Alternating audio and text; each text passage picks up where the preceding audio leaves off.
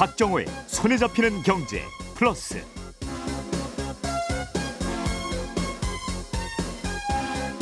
안녕하십니까, 박정호입니다. 올해 전기차 보조금은 성능과 안전성에 비례해서 지급된다고 합니다. 그래서 주행거리와 충전 속도에서 최고 등급을 받은 현대차 아이오닉 6는 690만 원을, 배터리 효율이 낮은 테슬라 모델 Y는 작년보다 60%나 삭감된 195만 원을 지급받는데요. 일각에서는 자국 우선주의가 발동한 게 아니냐는 지적이 나오고 있습니다. 우리나라의 판다 열풍을 일으킨 주인공이죠. 푸바오가 오는 4월 3일 중국으로 돌아갑니다. 푸바오와 함께 할 시간이 한 달 남짓밖에 안 남은 셈인데요. 오늘 갓잡은 경제에서는 푸바오가 우리에게 안겨준 행복을 경제적 관점에서 되짚어 보겠습니다. 이어서 대가들의 투자노트에서는 서브프라임 사태를 비롯해 여러 차례 글로벌 경제 위기를 예측한 투자자죠. 짐 로저스의 투자 철학 배워봅니다. 오늘도 유튜브로 함께 할 수 있습니다. 2월 20일 화요일 박정호의 손에 잡히는 경제 플러스, 광고 듣고 시작합니다.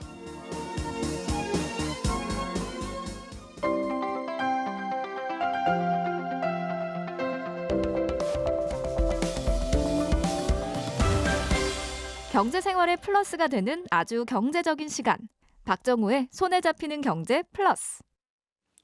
오늘 막 들어온 경제 뉴스를 따끈따끈하게 전해드리는 갓 잡은 경제 시간입니다. 한국경제TV의 신인규 기자, 머니투데이 방송의 김주영 기자 두 분 나왔습니다. 어서 오세요. 안녕하세요. 예, 오늘 첫 소식은 신인규 기자님이네요. 올해 전기차 보조금 지원 금액이 이제 최종 확정이 됐습니다. 네. 차종별로요. 그런데 가장 큰 이슈가 되고 있는 게 미국 1위 전기차 테슬라에겐 보조금이 조금 준다고요. 네, 맞습니다. 보조금 금액으로만 살펴보면 테슬라한테 상당히 불리한 정책이 당장 나왔다고 볼 수가 있겠습니다. 테슬라 모델 Y 후륜구동 차량을 올해 사면은 받을 수 있는 보조금이 195만 원이에요. 국비로는.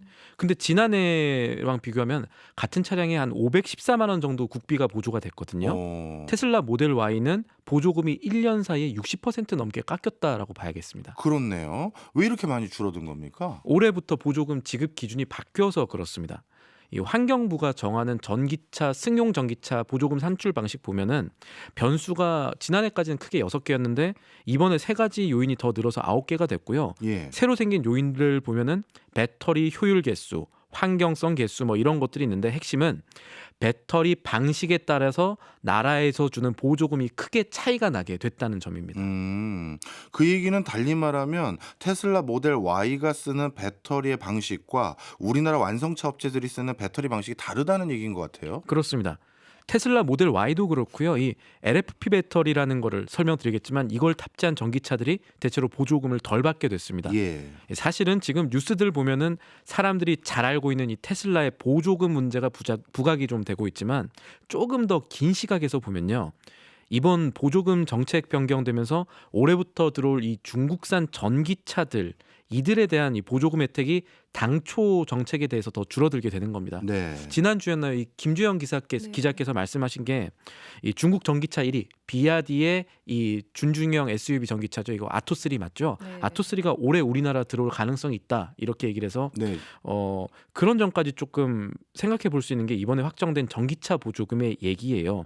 이 테슬라 모델 Y나 BYD 그리고 예전에 쌍용차였죠. 지금은 KG 모빌리티의 토레스 이런 것들이 중국산 LFP 배터리를 쓰는데 환경부가 이 LFP 배터리를 대상으로 소위 말해서 보조금 진입 장벽을 친 셈입니다.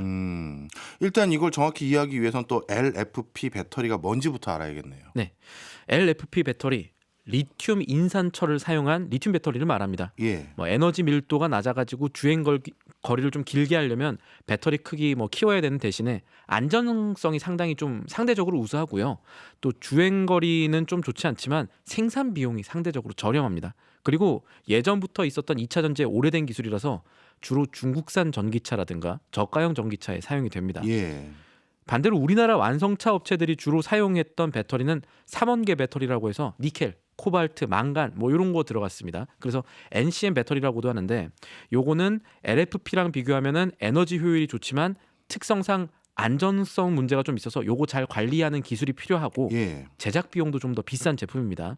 그래서 이번에 이 니켈 코발트 망간 NCM 배터리 쓰는 우리나라 전기차는 보조금 100%를 다 받는 차종도 있습니다. 네, 결과적으로 환경부 기준이 바뀌면서 자연스럽게 우리나라 그 완성차들이 주로 사용하고 있는 배터리 방식은 보조금 100%를 다 받게 된 건데 표면적으로 보면 이런 오해라고 할까요? 그런 것들로 받기 쉬울 것 같은데 중국산 배터리 업체들에게는 보조금 안 주려고 작심했네 이럴 수 있잖아요. 즉 쉽게 말해서 보호무역주의. 제가 우리나라 상황이라서 말을 참 주저하게 하면서 얘기를 하게 되는데 좀 민감한 상황인 것도 맞습니다. 그렇죠. 이거 딱 봐도 외국에서 보호무역주의 하는 거 아니냐 비난하기 쉽겠는데요. 그래서 환경부가 나름의 이 논리를 폈습니다. 이 환경부가 이번에 LFP 배터리에 대해서 보조금을 낮춘 이 작동 방식을 좀 논리를 살펴보면요. 좀 깊게 보면은 배터리 성능 그리고 재활용성, 그러니까 상대적으로 LFP 배터리가 약할 수밖에 없는 부분에 이 배점을 더 많이 줬다, 이렇게 봐야 될 것 같아요. 네. 신설 기준이 쉽게 말하면 모두 LFP 배터리, 이 중국산 전기차들한테 좀 불리하게 된 건데, 새로 생긴 기준에 따르면은 배터리 1kg에 든 금속의 가격이 2,520원 넘어야 보조금을 100% 받을 수 있습니다. 가격 개수로 1이 된다는 얘기인데, 예. 그러니까 아까 제가 니켈, 코발트, 망간 다 금속이잖아요. 이런 금속이 들어간 NCM 배터리, 이 니켈, 코발트, 망간 배터리 같은 경우는 이 기준을 충족합니다. 그래서 우리나라 완성차 업체는 보조금을 상대적으로 온전히 받을 수 있었던 거고, 근데 리튬 인산철 배터리, LFP 배터리는요, 사실 인산철 재활용 잘 안 되고 실질적으로 재활용이 될 만한 금속이 리튬 정도예요. 네. 그래서 이 2,520원이라는 기준 충족하기 되게 어렵습니다. 리튬 가격이 급등하지 않는 한에는 그렇고, 네. 그래서 환경부 입장은 LFP 배터리라는 게 현재 시장 상황을 봤을 때 이 배터리가 재활용이 잘 안 된다고 합니다. 민간 예. 시장에서 재활용이 잘 안 되고 방치가 될 가능성이 크게 되기 때문에 이 환경 보호라는 입장에서는 재활용 경제성이 더 높은 배터리를 사용하도록 유도하는 그런 정책을 짰다, 이렇게 설명을 하고 있습니다. 그러니까 이거는 자국 우선주의가 아니라 환경을 생각하는 시대의 흐름, 우리만 하는 게 아니라 전 세계적인 시대의 흐름을 고려한 조치라는 설명을 내놓고 있습니다. 네. 어쨌든 저도 용기를 내서 표현을 좀 해보면 네. 중국 전기차 들어오기 전에 진입장벽 막아주고 그리고 우리 전기차 업체들이 좀 더 팔 수 있는 기회 준 것이다. 표면적으로 그렇게 볼 수 있거든요. 자, 그러면 이 보조금 정책 바뀌고 나서 우리 자동차 업계들의 반응은 어떻습니까?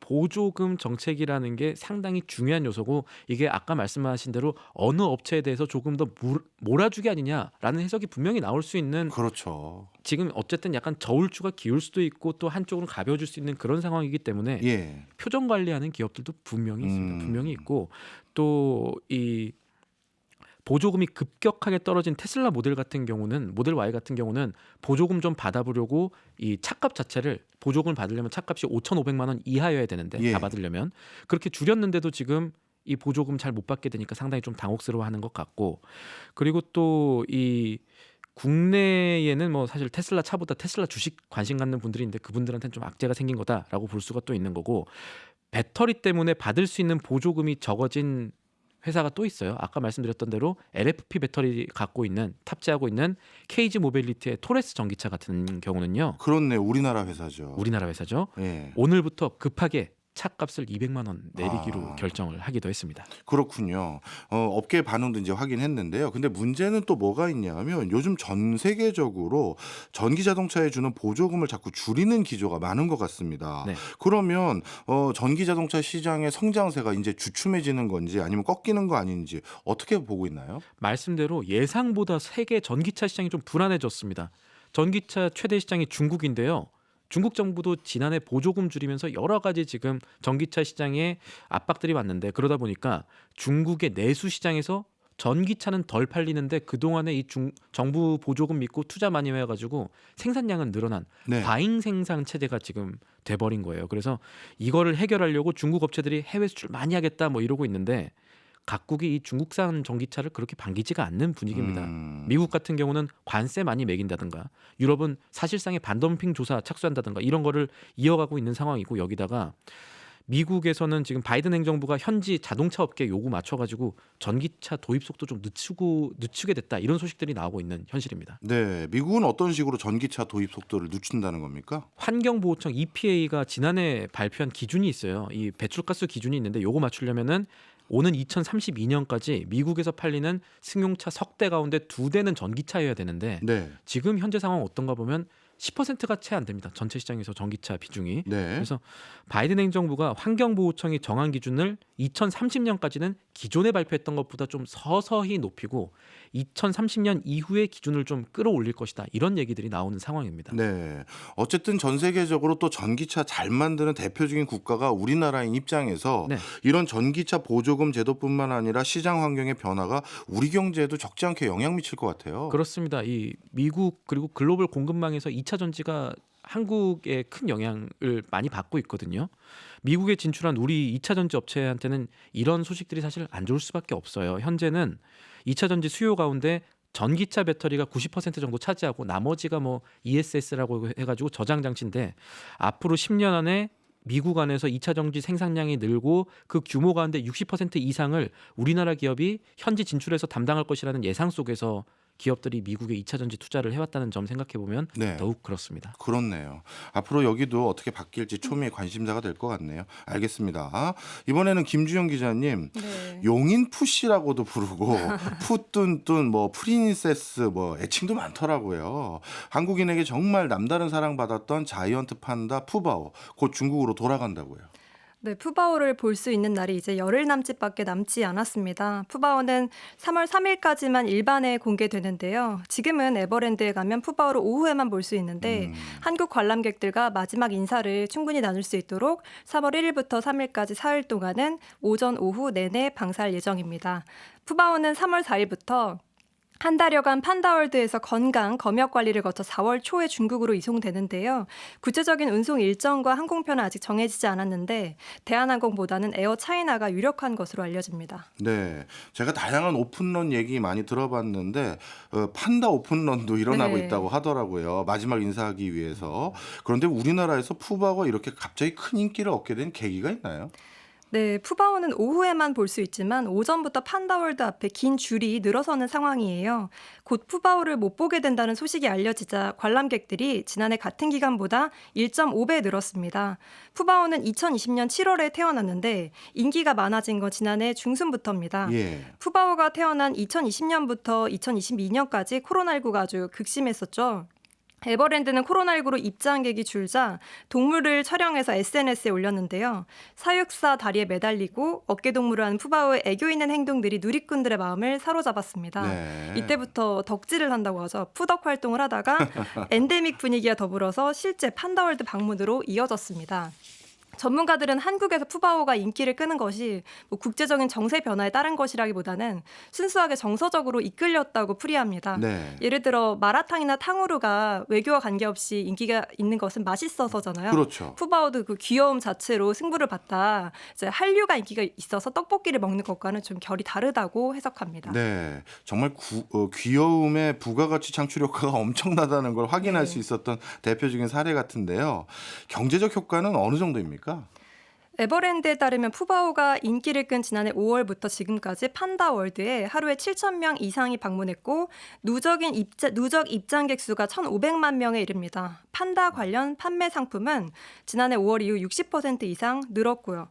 광고 효과도 있는데요. 에버랜드 유튜브 구독자 수가 120만 명을 돌파했고 SNS 팔로워 수는 75만 명에 이릅니다. 전문가들은 푸바오의 인기로 에버랜드는 입장료를 떠나서 엄청난 브랜드 재고 효과를 누렸다고 분석합니다. 예. 푸바오 책도 인기인데요. 포토 에세이 푸바오 언제나 사랑해는 예약 판매만으로 올해 1월에 베스트셀러에 올랐습니다. 이야. 아직 국내에서는 판다의 경제적 효과에 대해서 수치상으로 추산을 하지는 않았는데 예. 일본 우에노 동물원의 경우 2021년부터 판다를 임차 중인데 우리 돈으로 2,700억 원 정도 경제적 효과가 있는 것으로 분석을 했습니다. 판다 하나가 가져다주는 수익 효과가 어마어마한 것 같은데 그렇습니다. 그런데 제가 알기로는 판다 키우는 비용도 어마어마하다고 들었어요. 네, 판다를 돌보는데 억소리가 난다는 얘기가 들려오는데요. 물론 억 이상의 돈이 드는 건 맞지만 예. 엄청나게 어마어마하다는 것은 좀 과장된 부분인 것 같습니다. 매년 중국에 내는 보호기금 지금이 판다 한 쌍에 100만 달러, 우리 돈 13억 원 정도고요. 이 돈은 판다의 생육과 연구 등에 쓰여요. 또 판다가 새끼를 낳으면 추가로 40만 달러를 내야 합니다. 판다 식비가 많이 든다 이런 얘기 하시는 분들도 네. 있는데요. 취재해보니까 판다 3마리의 사료값으로 1년에 1억 원가량이 듭니다. 예. 유럽이나 중동 같은 경우에는 대나무를 공수하기가 어려워서 사료를 위해서 항공기나 배를 띄워야 해서 돈이 들어서 판다를 조기에 반환하는 경우도 있는데요. 한국은 대나무 산지 가까이 있어서 비용이 적게 듭니다. 다만 판다의 소유권이 중국에 있기 때문에 혹시라도 다른 나라에서 판다가 죽으면 막대한 보상금을 물어내야 합니다. 생각보다 엄청난 돈이 들어가는 건 아니지만 그래도 일반적인 동물 사육비보다는 많이 들어가는 것 같은 느낌이 네. 드네요. 자, 그런데 이제 많은 분들이 제일 궁금해할 부분이 요건 것 같은데요. 푸바오는 꼭 중국에 돌려줘야 되는 겁니까? 멸종 위기에 처한 야생 동식물을 보호하기 위한 국제 협약, 워싱턴 협약에 따른 건데요. 이 협약에 따라서 짝짓기가 가능한 만 4세가 되기 전에 중국에 돌려보내야 합니다. 판다는 다른 동물들보다 번식이 어려운 특성이 있어요. 암컷 판다가 배란을 하는 시기가 1년에 1일에서 3일뿐이라고 합니다. 연간 한 번 찾아오는 기회다 보니까 푸바오가 태어나기 전에 에버랜드에서도 러바오와 아이바오의 체력을 강화하기 위해서 하체 운동을 많이 시켰습니다. 또 판다는 계절 번식을 해서 봄에만 짝짓기를 하는데요. 예. 통상 2월에서 4월 번식이 이루어지면 3개월 정도 후에 태어나는데 재밌는 점이 그래서 판다 대부분의 생일이 여름. 7월에서 8월 여름입니다. 네, 또 국제 협약에 따라서 푸바오의 쌍둥이 동생들도 만 4세 이전에 중국으로 돌려보내야 합니다. 그 푸바오는 이제 돌아갈 수밖에 없는 상황인 걸 이해했고요. 그 푸바오의 엄마 아빠 이 두 양반은 언제까지 한국에 네. 있어도 되는 겁니까? 네, 푸바오의 부모인 러바오와 아이바오는 2016년에 한국에 와서 15년 임대하기로 했는데요. 원칙적으로는 2031년에 돌아가야 하는데 번식 시기가 지났고 예. 또 유연하게 추가 협상을 통해서 더 머무를 가능성이 있습니다. 네. 말레이시아 사례를 들면 말레이시아가 2014년에 중국과 수교 40주년을 기념해서 판다 부부 싱싱과 량량을 10년간 임대했어요. 이들이 낳은 아기 판다 3마리는 모두 중국으로 갔는데 말레이시아에서 판다 사랑이 워낙 크다 보니까 예. 싱싱 량량에 대해서는 중국과 임대 연장을 추진하고 있거든요. 말레이시아 협상 결과에 따라서 앞으로 아이바오, 러바오의 임대 연장에 영향이 갈 것으로 보입니다. 그렇군요. 어찌 보면 중국이 이 판다라는 전 세계에서 굉장히 독특하게 생긴 동물을 바탕으로 판다 외교를 하고 있다 이런 평가도 받고 있잖아요. 네. 이 판다 외교라는 건 또 어떤 건지 그것도 간략히 좀 설명 좀 부탁드립니다. 네, 판다 외교는 중국이 다른 나라의 판다를 빌려주는 외교 정책을 의미합니다. 원래는 주기도 했는데 80년대에 중국이 국제협약에 가입하면서 이제 다 임대로 바뀌었어요. 네. 우리나라에 푸바오가 온 것도 판다 외교에 따른 겁니다. 2016년에 3월에 시진핑 중국 국가주석이 한중 간의 친선 도모의 상징으로 보는 자이언트 판다 러바오와 아이바오 사이에서 푸바오를 낳은 거죠. 우리나라 말고도 중국은 앞서 외교가 필요한 국가에 판다를 선물하거나 빌려줬었죠. 대표적으로 미국에도 주고 했잖아요. 그렇습니다. 네, 1972년에 중국이 미국과 수교하면서 우호 관계의 상징으로 판다 2마리를 미국에 선물했고 이후에 영국과 독일 등 여러 나라의 판다를 보내며 외교에 적극적으로 활용을 했어요. 현재 한국을 비롯해서 21개 국가에 50여 마리의 판다가 임대 형식으로 지내고 있습니다. 예.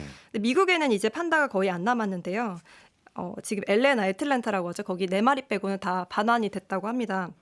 또 그동안 중국은 판다 외교를 통해서 때로는 압력을 가하기도 하고 선심을 쓰기도 했는데요. 중국과 국경 분쟁이 있는 인도의 경우에는 인도가 여러 차례 그동안 판다의 임대를 요청했지만 중국이 답하지 않는 상황입니다. 그렇군요. 그러면 이제 우리나라도 사실 중국과의 관계가 과거와는 좀 다른 상태로 조금씩 바뀌어가고 있는 것 같은데 그렇다면 중국 판다 외교 자체가 우리나라하고도 좀 뭔가 바뀔 수 있는 부분이 있는지 아니면 전 세계적인 기조 변화도 있는지 그것도 궁금합니다. 네, 중국 경제금융연구소에 물어봤더니 중국이 과거에는 털북승이 외교관이라고 해서 판다 외교를 적극적으로 활용을 했어요. 이 예. 판다 한 마리가 외교관 10명의 역할을 한다 이렇게 생각을 했습니다. 그런데 성장세가 점차 커지면서 변화가 감지된다고 설명합니다.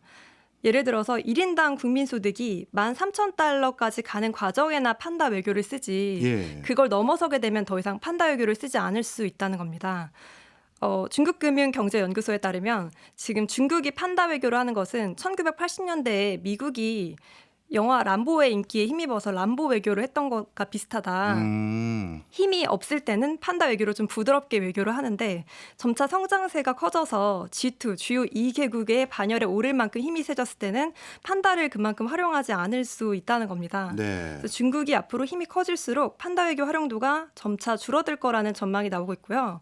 오히려 앞으로는 강한 군사력과 경제력에 기반해서 공격적인 외교 방식, 그 늑대 전사에서 유래한 전랑 외교라고 하잖아요. 예. 전랑 외교를 택할 가능성이 좀 주목되는 상황이에요. 그렇군요. 어찌 보면 과거에 중국이 좀 힘이 없었을 땐 유한 정책적 일환으로 판다를 바탕으로 한 외교 관계를 구축했다면 이제는 힘의 외교를 좀 할 거라니까 오히려 더 씁쓸하기도 하고 네. 단순히 푸바만 가는 게 아니라 더 안타까운 생각도 들긴 합니다. 만약에 우리나라도 이렇게 동물 가지고 외교를 한다면 우리나라는 뭘 보내는 게 좋을까요?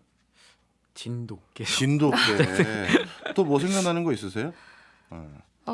뭐 없나 보네요. 우리나라도 뭐래도 빨리 하나 발굴해서. 귀여운 게 너무 많아가지고. 예. 근데 원래 동물은 자연 상태로 있는 그대로 두는 게 제일 좋더라고요. 알겠습니다. 지금까지 김주영, 신인규 기자 두 분이었습니다. 고맙습니다. 네, 고맙습니다. 고맙습니다. 저희는 광고 듣고 입으로 돌아오겠습니다.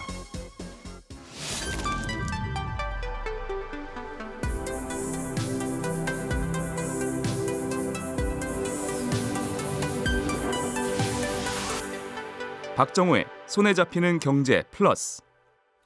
거인들의 어깨너머로 투자의 노하우를 배우는 대가들의 투자 노트 시간입니다. 가운트의 신기주 대표 나왔습니다. 어서 오세요. 네, 안녕하세요. 자, 오늘은 누군가 봤더니 아주 우리나라를 사랑하는 투자자로 유명한 사람이에요. 그러니까요. 네. 짐 로저스. 우리나라하고 사랑에 푹 빠졌어요. 그러니까요. 네, 짐 로저스. 세계 3대 투자자라고 하잖아요. 예. 워렌 버핏, 조지 소로스, 그리고 짐 로저스라고 하는데 일단 워렌 버핏은 만장일치죠. 이견이 없을 거예요. 그렇죠. 감히 누가 예. 워렌 버핏이 아니라고 할까. 조지 소로스는 이견은 없을 텐데 호불호는 있을 거예요. 능력은 다 인정하지만 네, 하지만 이 사람 싫어. 네. 이런 거. 금융의 연금술사냐 악마냐. 예. 짐 로저스는요. 냉정하게 말하면 바라보는 입장에 따라서는 평가가 엇갈려요. 예. 그래서 이 사람 얘기 딱 나오면 한국하고 일본에서만 3대 투자자 얘기하는 거야. 다른 나라엔 그런 표현 네. 없어. 이런 얘기 꼭 따라 붙긴 하는데 어쨌든 굉장한 돈을 벌었고 뭐 대가인 건 분명하죠. 평가는 다를 뿐입니다만 특히 말씀하신 것처럼 2018년 이후에 이따 말씀드리겠지만 왜 2018년인지도 말씀드리겠습니다만 예. 갑자기 한국을요 너무 사랑해요. 맞아요. 블랙핑크 때문인가? 모르겠어요. BTS 때문인가? 모르겠어요. 너무 좋아하세요. 네, 중국, 일본, 아시아 경제 전체적으로 긍정적이었습니다만 특히 한국을 굉장히 좋아하게 됐고 예. 그게 좀 약간 애매하게 됐는데 월스트리트에서 예. 그 세계 경제 얘기하면 맞고 틀리고는 저쪽에 월가에서 얘기하나 보다 일 텐데 우리나라 봐서 우리나라 경제 전망하니까 맞고 틀리고가 좀 많이 나오잖아요. 예. 그래갖고 이게 비교적 정확하게 스코어가 드러나는 부분이 좀 있고요. 그리고 분명한 거는 그 파트너가 있었죠. 그 조지 소로스 우리도 한번 다뤘습니다만 그 헝가리 출신 유대인인데 그렇기 때문에 조지 소로스는 소련 붕괴 다음에 동유럽이나 유럽의 거시 경제 동안 투자를 많이 했었다면 네. 그 짐 로저스는 싱가포르에 현재 수십 년 동안 거주하고 있고요. 예. 그래서 중국하고 아시아 같은 지정학적 변화에 관심이 많아요. 어쨌든 둘 다 퀀텀 펀드 시절부터 매크로 경제 변화를 갖고 투자하는 탑다운 방식의 투자자로 유명하잖아요. 네. 그러면 이게 종합해서 보면 짐 로저스는 1942년생인데 아직 진정한 한 방을 기다리고 있는 게 아닌가 싶어요. 오. 아시아에서 아직 한 방이 남았다. 그렇군요. 이거 같습니다. 이 짐 로저스는 도대체 다른 월가의 전설적인 투자자들과 유달리 아시아를 사랑하고 집도 아시아에 있고 그리고 특히 한국도 사랑하는 그런 아시아에 관심이 많은 이유가 있을까요? 일단 배경을 좀 살펴보면요. 예.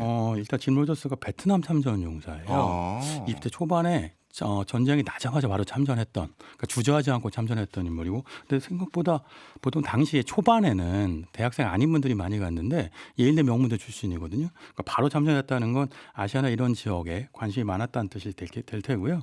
근데 이게 조지 소로스 같은 경우는 40년대 독일하고 소련, 이 헝가리를 지배하는 거 보면서 그 규칙이 붕괴됐다, 새로운 규칙이 나타난다, 이게 최고의 투자 타이밍이다, 이런 걸 발견했잖아요. 몸으로 겪은 거죠. 마찬가지로 짐 로저스도 베트남전에서 몸소 겪은 거예요. 거기서 겪은 게 뭐냐면 미국도 안 되는구나.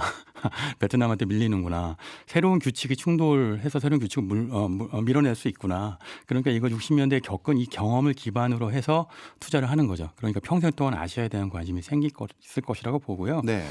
짐 로저스하고 조지 소로스는 여러 가지로 비교할 만하죠. 서로 이해하면서 이제 분석할 만한데 둘 다 매크로 투자를 하잖아요. 매크로 투자라는 건 우리 제가 조지 소로스 얘기할 때 말씀드렸는데 디테일한 건 관심이 없어. 나는 그냥 버튼만 누를래. 그러니까 조지 소로스잖아요. 예. 짐 로저스는 그 정도까지는 아닌데 조지 소로스의 뒤를 받쳐갖고 디테일을 투자를 했습니다만 어쨌든 기본적으로 큰 그림을 보고 사회, 경제, 정치적 변화를 갖고 기업을 분석하는 거고 거기 하나가 더 있어요. 뭐냐면 주식시장의 절반은 대중의 심리로 움직이니까 대중 심리 잘 읽으면 기회를 찾을 수 있다. 그러니까 대중의 어떤 역행하는 투자를 해야 된다 이런 생각을 하는데 특히 짐 로저스는요. 조지 소로스는 왜 이방인이었잖아요. 예. 헝가리 이민자였고 영국에서도 외면받고 미국에서도 자리 잡는데 오래 걸렸는데 짐 로저스는 그냥 태어나길 미국에서 태어난 토박 미국인 42년생인데 알라바마주에서 그 농장에서 태어났고요. 예. 어렸을 때부터 이제 물건 파는 걸 했었어요. 우리가 계속 알아보면 대가들의 공통점이 하나 있죠. 맞아요. 어렸을 때 장사 같은 거 해본 경험. 노동으로 돈을 직접 벌어보는 건 예. 굉장히 일찍 하고 또 하나 특징은 일찍 망해봐요. 투자했다가. 그러니까 일단 일찍 내가 투자해보고 잘한다 생각했을 때 혹 떨어져 보기도 하고 그런 거 경험한 거고 똑같고요. 근데 특이한 것 중에 하나는요. 베트남전 참전했던 거하고 예일대에서 투자 전공한 게 금융이 아니고요. 예. 역사학이었어요. 금융 투자 대신에 역사 공부했고 네. 옥스포드로 갔는데 예. 여기서도 철학하고 정치학을 공부했습니다. 경제학도 하긴 했어요. 예, 맞아요. 그러니까 이게 금융 투자 이런 전공을 한 게 아니라 맞아요. 큰 매크로한 측면에서 시대가 어떻게 바뀌는지 거기서 어떤 기회를 찾는지 이게 조지 소로스하고 매우 같은 공통점이죠. 네. 그래서 그런지 정말 자팍다식하신 투자자다 이런 생각이 많이 들더라고요. 자, 그런데 이렇게 어떻게 보면 세상 5만 가지의 관심이 많은 짐 로저스는 여러 직업 중에서 어떻게 투자업계에 뛰어든 건가요? 결국은 베트남전 참전 베테랑이었다가 예. 돌아오자마자 일단 월스트리트에 있는 그 브로커리지 회사인데요. 아놀드 앤 에스 브레이크 로더에 입사합니다. 이게 조지 소로스하고 만났던 결정적인 기회인데 네. 사실 그때 조지 소로스가 이제 짐 로저스의 10년 차 우리나라 표현으로 치면 사주예요. 예, 사주니까 이것저것 가르쳤는데 문제는 이제 이런 거죠. 조지 소로스는 이방인이고 짐 로저스는 미국의 이제 오리지널 그러니까 주류죠. 주류죠. 예. 그러니까 서로의 어떤 그 약한 모습 이런 거를 이제 백업하면서 보완할 수 있는 요소가 있었던 거예요. 거기다가 10년 차 선배니까 경험도 많았겠죠. 예. 결국 둘이 같이 퀀텀 펀드를 만들기까지 합니다. 그런데 퀀텀 펀드가 처음에는 좀 잘 안 돼요. 근데 그러다가 약간 헤매다가 예. 그 법이 하나 바뀌게 돼요. 1968년도에 퀀텀 펀드 만들었는데 2년 뒤에 금융증권법이 바뀌면서 원래 있던 회사에서 펀드도 직접 운영할 수 없게 되고 두 개를 나누어야 한다는 그러니까 금융이 이제 선진화되는 과정에 있었던 네. 거죠. 그러니까 때다 싶어갖고 조지 소로스하고 짐 로저스하고 같이 퀀텀 펀드를 갖고 나와서 만듭니다. 네. 그러니까 제가 말씀드렸다시피 처음에는 잘 되지 않았거든요. 그러니까 회사에서 그걸 갖고 나간다고 하니까 그래 나가고 만들어. 법도 바뀌었는데 니네끼리 잘해봐. 대신에 돈은 줘. 이렇게 해서 시작한 게 1970년이어서 네. 퀀텀 펀드의 진정한 시장은 1970년이라고 보죠. 말 그대로 1970년부터 잘 나갔군요. 그러면 이제 퀀텀 펀드 둘이 나와서 이제 수익률을 달성하기 시작했는데 이거는 그때 한번 말씀 주셨지만 10년 동안 수익률이 4,200%. 10년 동안 S&P 500 상승률이 47%였어요. 예. 이게 어마어마한 수익률이었는데 이게 왜 가능했냐면요. 이런 투자를 했는데 70년에 지금 말씀드린 것처럼 본인들도 금융 관련의 규제법이 바뀌면서 퀀텀 펀드 독립시켜야 했잖아요. 네. 은행 관련된 규제가 바뀌니까 은행주에 투자를 하면 돈을 벌 수 있겠다. 예전에는 어떻게 투자했냐면 은행을 분석해요. JP 모건이면 JP 모건. 그런 다음에 JP 모건의 어떤 데이터 대조표 분석해서 이 기업이 돈을 잘 버나 못 버나 이런 거 봤는데 정반대로 은행 규제라고 하는 매크로한 변화가 있으면 은행주를 투자할까? 거기서 괜찮은 기업은 어디 있지? 이렇게 접근하는 겁니다. 네. 지금이야 사실은 매크로 투자법이 흔하고 익숙하고 많이들 하시지만 1970년대에는 헤지펀드 경영 방식으로는 굉장히 독특했고 그게 이제 조지 소로스하고 짐 로저스가 한 사람은 철학 전공, 한 사람은 역사학 전공이라 가능했던 거죠. 가장 대박 투자는요. 1973년에 요즘도 있습니다만 아랍 이스라엘 전쟁이 딱 터졌는데 당시엔 욤 키프르 전쟁이라고 했죠. 예. 당시에 미국 방위 산업에 투자를 해서 돈을 많이 벌어요. 네. 근데 당시에 미국 방위 산업도 투자의 매력도로 보면 은행주만큼 별로라고 했었거든요. 이거 보고 근데 거시적으로 지금 냉전 구도인데 근데 큰 직접적인 핵 전쟁은 못 일어나. 그러면 중동이 화약고니까 중동에서 전쟁이 벌어질 거야. 그러면 여기서 무기가 많이 필요하겠네. 근데 미국산 무기가 소련제 무기보다 약하네. 미국이 더 많은 돈을 풀겠네 무기에. 그럼 로키드 마틴 사야지. 이런 식의 사고 방식을 하는 거죠. 이게 지금도 짐 로저스의 어떤 그 투자 철학이나 전략을 보면 다 이런 식이거든요. 큰 흐름을 보고 예. 디테일로 들어가는 흔히 말하는 탑다운 방식인데 투자 재료를 여기서 찾는 것인데 이런 매크로 전략이 당시에 굉장히 독특했고요. 예. 그래서 돈을 벌어서 벌다 못해갖고 4,200% 벌게 되는 거죠. 네. 뭐 대표적으로 아시다시피 영국 파운드화 공격, 태국 바트화 공격 이런 걸 했는데 이게 어떤 거냐면 이거는 조지 소로스가 혼자 한 거긴 합니다만 네. 매크로 투자를 하다 보면 나중에 어느 영지까지 가냐면 매크로한 변화를 내가 만들어 볼까? 그러니까요. 동남풍을 내가 불게 해볼까? 스스로 파도를 만들다니 맞아요. 참 어마어마한 것 같습니다. 조지 소로스는 거기까지 간 거죠. 예. 그런데 둘은 왜 계속 퀀텀 펀드를 안 하고 짐 로저스는 싱가포르로 이사하면서 빠이빠이 한 거예요? 제가 보니까요. 예. 짐 로저스가 번아웃이었어. 네. 37살, 1980년에 은퇴하는데요. 예. 좋게 말하면 파이어족이에요. 예. 그런데 사실은 더 근본적인 거는 조지 소로스하고요, 짐 로저스하고 다 동남풍을 보려는 제갈공명 스타일이잖아요. 예. 디테일을 몰라요. 사무실 오피스에 커피 하나가 있는지 없는지 모르는 사람들이었대요. 그러니까 두 명이 일하는데 직원을 뽑아서 훈련을 시켜야 될 거 아니에요. 예. 회사를 만들려면. 그런데 새로운 직원을 훈련시키는 매뉴얼, 뭐 이제 랜딩하면 같이 소개해 주는 것 아무것도 없어요. 와서 일하면 와서 일해 한 다음에 일 못해 일 못하네 잘라 이런 걸로 10년째 일하니까 회사 규모가 커지지 않는 거죠. 그러니까 정말 큰 그림을 보고 디테일을 안 보면 그 회사가 커지기가 어려워요. 예. 네, 그래갖고 또 조지 소로스하고 짐 로저스하고 서로 힘든데 네. 여기서 문제 뭐냐면 말씀드렸다시피 조지 소로스가 10년 선배잖아요. 예. 그러면 짐 로저스가 더 힘들었겠죠. 네. 그래갖고 둘이 갈등이 있다가 결국 짐 로저스가 80년에 그만하다 그래갖고 그만두고 그때부터 사실 퀀텀 펀드가 좀 힘들었어요. 네. 80년부터 23% 손실이 81년도에 나서 짐 로저스 없는 조지 소로스는 안 되나? 뭐 이런 얘기를 하기도 했었고요.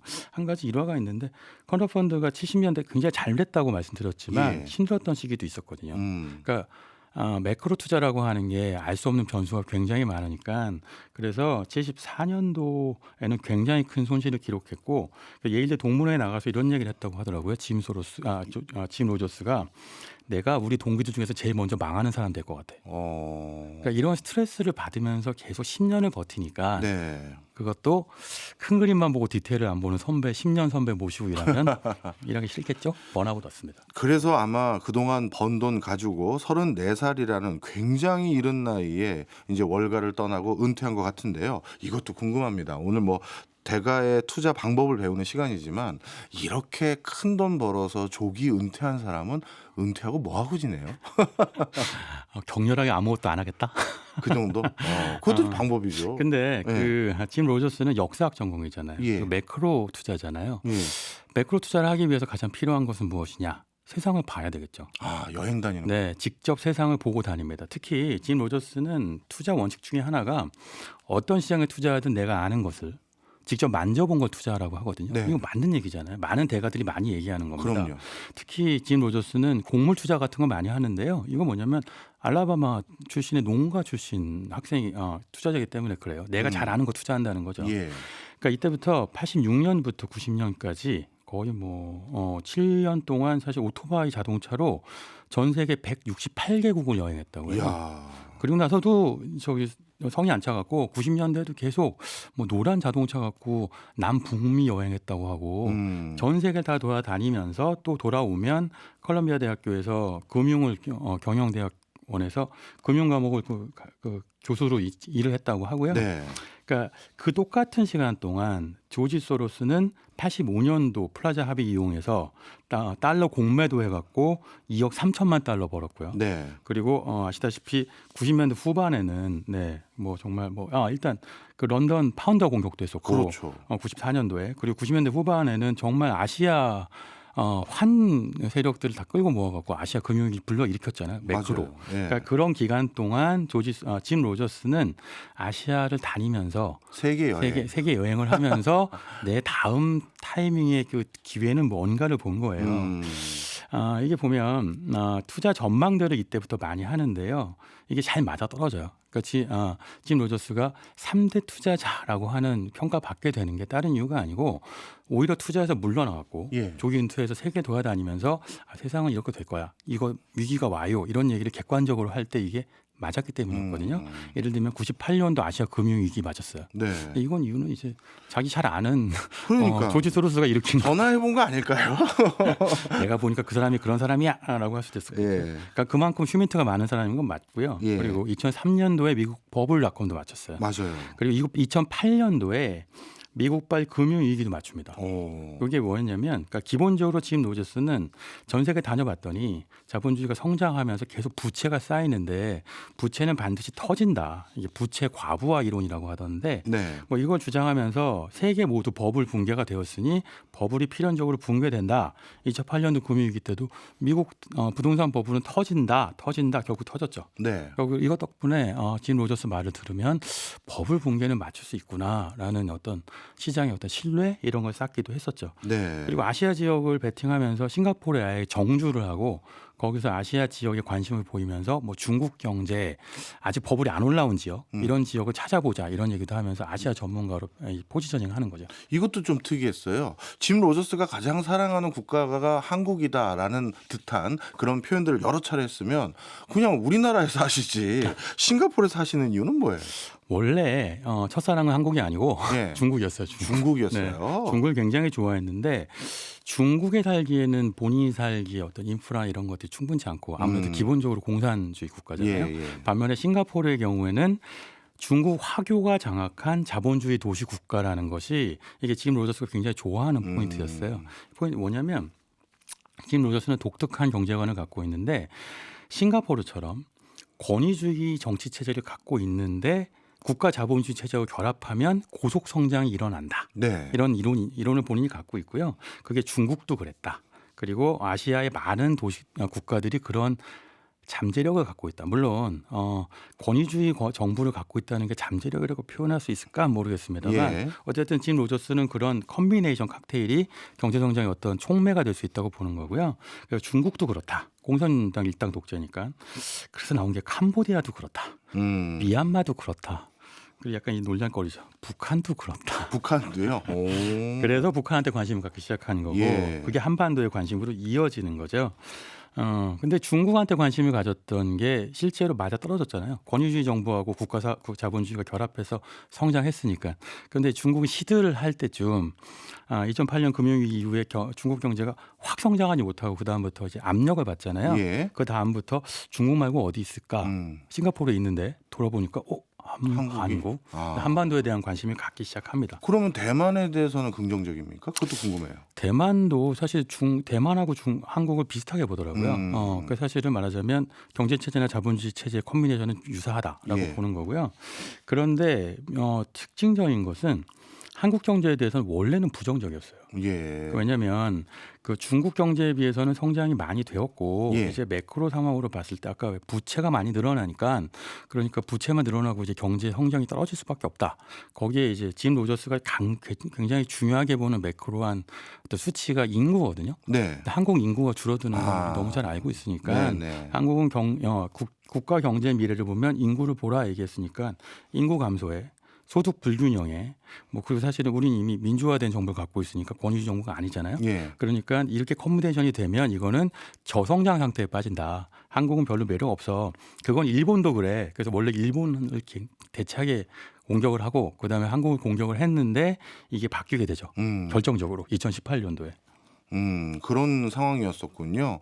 그렇다면 짐 로저스는 나름대로 한국이 가지고 있는 장점들에 대해서도 잘 이해를 하지만 어떻게 보면 한국 사회가 가지고 있는 단점들 이런 것들도 정말 명확하게 다 알고 있는 사람이네요. 네, 매크로 전문가니까 이런 식의 트렌드 흐름을 잘 알고 그래서 오히려 한국 이외의 다른 이제 저개발 아니면 미개발 국가들에 관심을 가졌는데 2018년도에 북미 정상회담이 열리잖아요. 이때부터 갑자기 한국을 너무 사랑해요. BTS 사랑해요. 이렇게 되는 거예요.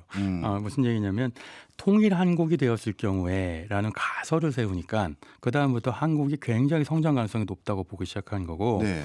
그래서 심지어 2019년 한 아세아 CEO 서밋에서는 일본은 쇠퇴할 텐데 한반도는 남북한 정점을 결합하면 완전히 새로운 세상이 열린다. 이런 얘기 딱 해갖고 요거 관련된 책이 짐 로저스 인터뷰 굉장히 많이 나오고 짐 로저스 책도 굉장히 많이 나왔죠. 네. 당시에도 그러면 짐 로저스가 북한을 주목한 게 북한도 역시 권위주의적인 국가 체제에다가 거기다 자본주의만 남한으로부터 배워서 접목시키면 된다 이렇게 주장한 거였나요? 그게 2018년도에 그 북미 정상회담, 싱가포르 정상회담 이럴 때까지만 해도 북한이 개방만 하면 되겠다. 그리고 이제 한국이 이걸 가이드를 해주고 그리고 북한이 그런 식의 통치 체제를 그 자본주의와 결합을 시킬 수만 있으면 되겠다가 지금 로저스의 논리였는데 네. 2023-4년에 지금 시점에서 보면 푸른 꿈을 꿨던 거였죠. 어쨌든 레벨이 다를 것이라고 짐 로저스 생각했는데 매크로 투자 입장에서 보자면 짐 로저스는 이런 생각도 많이 했던 것 같아요. 본인이 그런 역할을 하는데 어떤 하나의 어떤 역할을 하고 싶다. 그러니까 매크로 투자자의 궁극적인 목적은 매크로의 바람을 일으키는 거잖아요. 근데 그걸 조지 소로스는 성공했죠. 유럽에서 굉장히 많이 일으켰고 심지어 미국에서도 민주당 주요 대통령을 당선시키는 역할을 했지만 짐 로저스는 아시아에서 그런 역할을 솔직히 하지 못했죠. 하려고 이렇게 바람을 불어 넣었는데 그리고 그게 2018년 어떤 그 해빙 무드를 타고 이게 이루어지나 싶었는데 이루어지지 못했죠. 근데 역설적으로 짐 로저스는 아직도 이 희망을 버리지 못하고 있고요. 얘가 지금 가장 가까운 개인 특별보좌관도 탈북자 출신이에요. 한국인이에요? 네, 한국인이고, 그러니까 말하자면 최근에 뭐 지난해 12월이었던가요? 그 고양 경제자유구역 논의하느라고 고양 시장도 만나셨더라고요. 그만큼 한국에서 여러 가지 역할을 하면서 말하자면 매크로한 변화 스스로 일으켜서 본인이 얘기한 예언을 실현시키려는 노력을 하고 있습니다. 이제는 나이가 좀 고령이신데, 야 그래도 멋있네요. 아직까지 인생의 한 방을 노리고 있는 거잖아요. 이게요, 아직 내 전성기는 오지 않았다. 그러니까 짐 로저스의 어떤 논리인 것 같고요. 이런 얘기를 하더라고요. 짐 로저스는 가장 중요한 투자 성공의 힘은 역행의 힘이다. 역행의 힘이 뭐냐면 모두가 대중적으로 노라고 할 때 자기는 예스라고 하면서 밀어붙일 수 있어야 한다는 거죠. 실제로 지금 로저스는 그런 힘으로 성공을 했는데 그 과정에서 이제 이런 거 보고 밸류 앤 체인지 전략이라고도 스스로 부르는데 뭐냐면 밸류가 낮아요. 근데 모두가 그건 아니야. 예를 들면 한반도 해병무도 아니야. 북한 투자 아니야라고 할 때 예스. 왜 아무도 안 하니까. 바닥을 쳤을 때 가져가서 이게 한순간에 바뀌게 되면 내가 다 먹을래. 이거 실제로 인생에서 한두 번 성공시켜봤고 본인이 가장 잘 아는 투자자인 조지 소스는 이거 몇 번을 성공시켰으니까 나도 할래.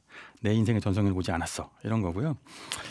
그렇기 때문에 한국이나 북한이 계속적으로 개방형 경제로 나아가길 바라죠. 그래서 한국 정부가 2023년 11월에 했던 그 공모대 금지에 대해서는 한국을 사랑하는데도 굉장히 비판적이었어요. 그러니까 금융시장을 개방시켜야 한다. 뭐 이런 태도를 계속 취하고 있으니까요. 예, 알겠습니다. 짐 로저스가 한국에 대해서 앞으로 어떤 새로운 평가 내주면 꼭 우리에게도 다시 알려주셨으면 하는 바람입니다. 계속 말씀하실 거예요. 예, 오늘 못한 건 다음에 또 해주세요. 자, 지금까지 신기주 대표였습니다. 오늘도 제대로 배웠습니다. 고맙습니다.